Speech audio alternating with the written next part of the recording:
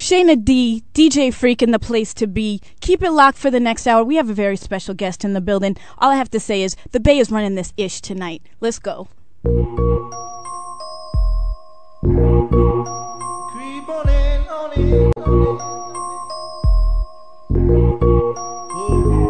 in. So, yes, over the break, this is very important. We have to say this on air. Over the break, we were talking about a tragedy that we all found out about this morning, and we have to definitely send our condolences and a very big and heartfelt RIP to Pimp C of UGK, which another, I have to say, unfortunately, another tragic loss and sudden loss for the hip-hop community. So we here at WBMB send our heartfelt condolences to his family.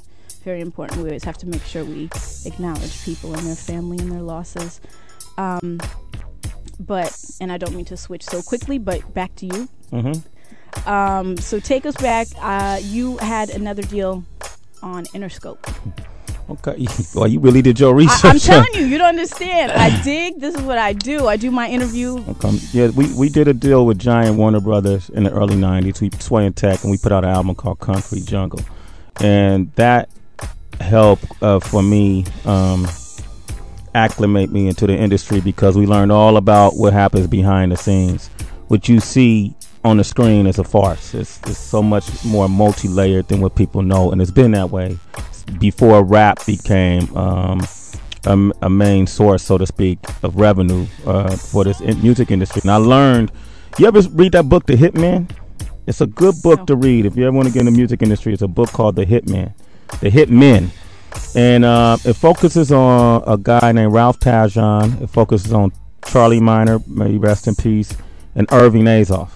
Oh. Okay, and Irving at that time used to run Giant Warner Brothers with a woman by the name of Cassandra Mills, and a guy by Wendell Green headed up part of the A&R department. Wendell Green, who signed us to Giant Warner Brothers, and through a guy named Ralph Tajon, who was an independent who promoted records on air that record companies hired.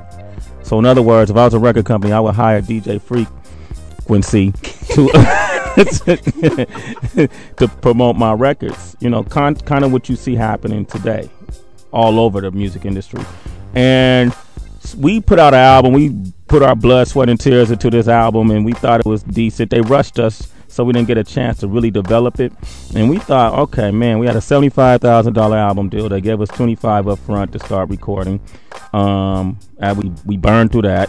It got another $25,000. We never saw the third increment. So we figured, okay, we're going to sell a lot of records, and it's going to happen.